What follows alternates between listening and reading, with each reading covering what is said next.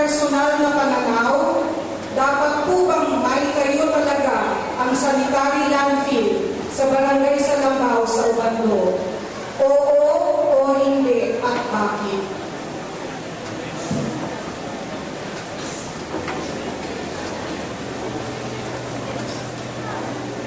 Para sa akin po, hindi. Ayaw po natin ng basura. Ako po ay hindi tutol sa landfill kung ito po ay nasa maayos na lugar. Ang itatayo po sa ating landfill ay nandyan po sa tubig. Paano po natin tatawagin landfill yung isang landfill na sa tubig itatayo? Una-una, hindi po ako naniniwala na ito pong landfill na to ay safe. Dahil ito po ay gawa lamang ng tao. Kung ngayon pong gawa lang ng kalikasan, nadidisgrasya pa. At naniniwala po ako na kung ito po'y matutuloy, malaki pong epekto sa kalusugan ng ating mamamayan. At naniniwala din po ako na marami pong maapektuhang kabuhayan, lalo na po ng mga mamamalakaya at magdaragan. Kung ang ating pong dam kapag bumabagyo ay napupuno, lalo na po ang landfill, kung ito po ay mapuno ng tubig, aapaw po yan, tatapon, ang toxic po ay lalabas, kakainin po ng mga isda o papasok sa katawan ng isda na maaari po natin makain. Ito po ay makakasira po sa katawan ng tao, hindi man po natin ito maramdaman. Sa ngayon, maaari maramdaman po natin ito sa mga darating na panahon. Kaya tutol po ako sa landfill. Salamat po. Hindi po. Una po, bilang isang presiding officer, patungkulan po ng isang ama ng sanggunian kung ano ang sinasangkuyunan ng lahat ng mga kusya. Ang tungkulin po ng isang presiding officer ay ipokpo o ipagtibay na sinasangkuyunan ng sanggunian ng nakarami ng sangguniang bayan. Bakit po ako umakaya? Sapagkat po, nakita ko ang karamihan ay una, dahil nga po tinawag na natin, ay dapat po ito sa kalupahan. Ano po ba? Dapat hindi po ito ay sarili. Atin lang ang gagawin. Pero ito po, nakalagay po sa kasunduan na sinakayo na po ng sanggunian. Pero ako, hindi na ako din ay wala po ako doon. Na hindi po ako napirma dito. Nakalagay po dito ang Metro Manila, Karatig Bayan, Karatig Probinsya.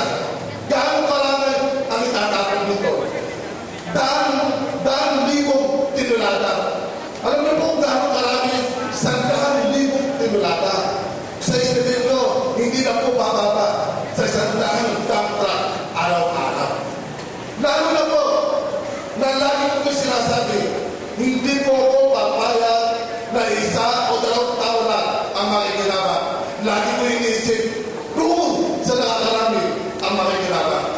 Ngayon, nakita po natin ang ating pumamayan na umayaw dito sa landfill na ito. Mula Pangulo, tawiran at pinuwakan. Kasama po ako na ipaglalaban ang basurahan ko. Maraming po salamat.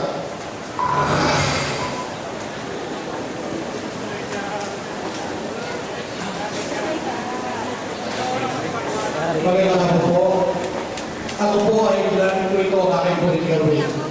Pumayag po ako dahil yan po ay binaba sa atin ng GNR na mayroon ng ICC. Bakit hindi po sila mapayag? Pero bakit po sila bumima? Kung hindi po sila bumima, kapag bumaba ka at paupuin ko ang susunod na siya para pag-usapan ito. Siguro siya hindi na bumima din. Sa reclassification sa sanitary landfill, inaawin niya hindi sa pumima. Napakita ko namin. Bakit po ako kumain sa sanitary landfill? Ito po ay isang political will na dito ang isang proyekto na pinagmalaki na bibigay sa atin, natutulong sa atin, isa sa development ng mundo, ay narito na at pinag-uusapan tayo. Ito ay isang batas. Republican 9003. At yan, bilang isang batas ay patupad ko at lahat dapat ng syudad, munisipyo sa buong Pilipinas ay magkaroon ng sanitary landfill kung hindi nyo nalalaman. At ang yan sanitary landfill na yan ay nabumahan ng hindi pinadali, pinag-aralan, pinirmahan ang dalawang itong tutututod. Pero sa ngayon ay nasa, yan po ay nasa ating puskado na, sa ating Supreme Court at pinaba sa ating pangalawang pinapataas na hukuman. Yan po ay nagulat ako ng isang firma na binibigyan ko ng halaga, isang open letter, siguro natin sa inyo, at inaasahan ko na ipagsasadyos natin kung ano man ang desisyon ng korte, yan ay aking gagalan. Yan salita ng yung platform na pinag-aralan ng marami. Yan siya, hindi po salita ng dagat dyan. Inaanyayahan ko po ang bawat isa rito na pumunta. Katunayan mo, karamihan ng tagapangulo ay nandun ngayong umaga. At yan ay mayroong batas na talagang pinag-aralan mula hangin, tubig at tubig. Kung hindi pag-aaralan yan, yan ay ligtas. Sino may palaistaan dito? Kagaya ni Vice, may palaistaan. Kung makikita niyo ang putik ng palaistaan, lipasin niyo ang palaistaan. Ang palaistaan ay nasa binugan. Walang naman tubig ng palaistaan. Bakit hindi pumapasok ang karating palaistaan? Dahil sa ganda ng putik. Dahil sa maganda ang talino natin dito, ang putik na ubanggo, hindi kumaatas.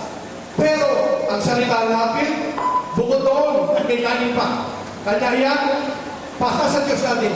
Kung ano man ang desisyon ng korte, susundin natin at igagawa mo tayo. Yan ay development ng